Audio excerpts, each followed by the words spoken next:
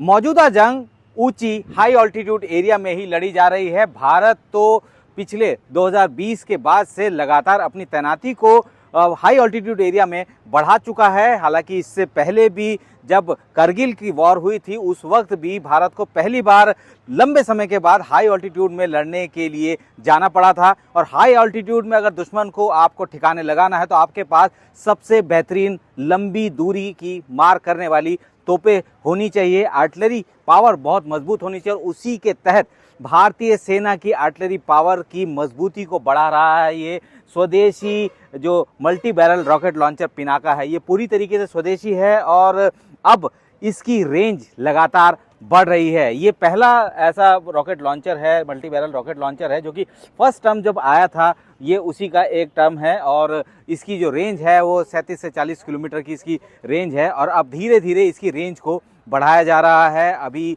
जो नया जो एक्सटेंडेड रेंज का जो एम्यूनेशन है उसको भी अच्छे तरीके से फायर किया गया, सक्सेसफुल ट्रायल हुआ उसका और अब वो यूज़र ट्रायल के लिए आएगा। हालांकि कोशिश यही है कि जितने भी ऐसे मल्टी बैरल रॉकेट लॉन्चर भारतीय सेना के पास हैं, जिसमें से रशियन वर्जन जो है वो 2 वर्जन है और ये वर्जन है, तो ये अब धीरे धीरे पूरी तरीके से आत्मनिर्भर भारत की तरफ आगे बढ़ रहे हैं। और उसी के तहत अब आने वाले दिनों में अगर हम लोग देखें कि भारतीय आर्टिलरी में अगर सारी की सारी रेजिमेंट पिनाका की होगी तो वो अचंभे वाली बात नहीं होगी। खास बात यह है कि ये पूरी की पूरी टीम जो है इसी वेपन सिस्टम पर जो है लगातार जो है मेहनत करती रही है। और मोहनलाल साहब से बात करते हैं। साहब एक बात बताओ कि कब से आप इस वेपन सिस्टम को आप ऑपरेट कर रहे हैं और ये हर इलाके में इसको इस्तेमाल में लाया जाता है, हाई ऑल्टीट्यूड में कितना मारक क्षमता है? सर मैं 2008 से लेकर के अभी 2025 तक कंटिन्यू इसी इक्विपमेंट में काम करता हूँ। मैं ये तीनों जगह पे फायर कर सकता है, डेजर्ट, प्लेन और हाइल्टी। हमने तीनों जगह पे फायर किया हुआ है। मैंने अपने सर्विस में पूरे हर जगह पे, हर हाइल्टी में भी फायर किया है, डेजर्ट में भी फायर किया है और प्लेन में भी फायर किया है। इसका फायर सबसे एक्यूरेट माना गया है। इसका लगभग हम 40 किलोमीटर तक फायर करते हैं। इसका नाम और पिनाका इसी रखा गया है कि भगवान शिव के नाम, धनुष का नाम था पिनाक, इसलिए उसके नाम के ऊपर इसका नाम पिनाका रखा गया है। ये रेत के अंदर भी बहुत स्पीड से चलता है, हाइल्टी में भी इसमें चढ़ने में आसानी है इसको।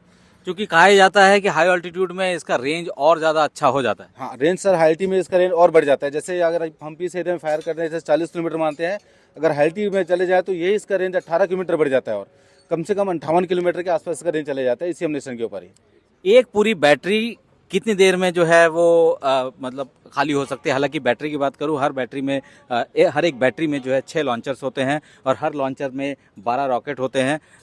किस तरीके से कितनी देर में जो है पूरा लॉन्चर और साल्वो खत्म हो जाता है, खाली करते हैं? अगर हमारे एक बैटरी अगर हम फायर करते हैं तो एक बैटरी में जैसे होते हैं 6 लॉन्चर होते हैं, एक लॉन्चर पे होता है 12 रॉकेट, तो हमें 72 रॉकेट फायर करने के लिए सिर्फ 44 सेकंड टाइम चाहिए। 44 सेकंड के अंदर 72 के 72 रॉकेट फायर हो जाएंगे।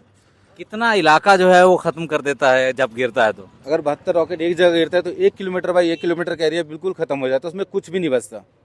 क्योंकि 1 किलोमीटर बाय 1 किलोमीटर का पूरा इलाका खत्म हो जाता है। इसकी एक और खासियत ये है कि इसका जो एम्यूनेशन है वो बहुत ज़बरदस्त है, स्वदेशी तरीके से बनाया गया। टंगस्टन बॉल जो है उसमें मौजूद होते 21,000। जो सामने आप देख रहे हैं जो वाइट येलो कलर और रेड कलर का जो वो सामने जो उसका जो एम्यूनेशन है उसमें जो है 21,000 टंगस्टन बॉल होती हैं। जब वो गिरती हैं फुल स्पीड के साथ तो सामने आने वाली जितने भी ऐसे स्ट्रक्चर है उसको तहस नहस कर देता है। तो अब जिस तरीके की स्थितियां भारत में है, भारत जो है अपनी ताकत को बढ़ा रहा है, लॉन्ग रेंज वेपन सिस्टम को और मजबूती दे रहा है, उसमें ये स्वदेशी जो मल्टी बैरल रॉकेट लॉन्चर है इसको जो है सबसे आगे रखा जा रहा है। अब इसकी रेंज जो है वो धीरे धीरे बढ़ाई जा रही है।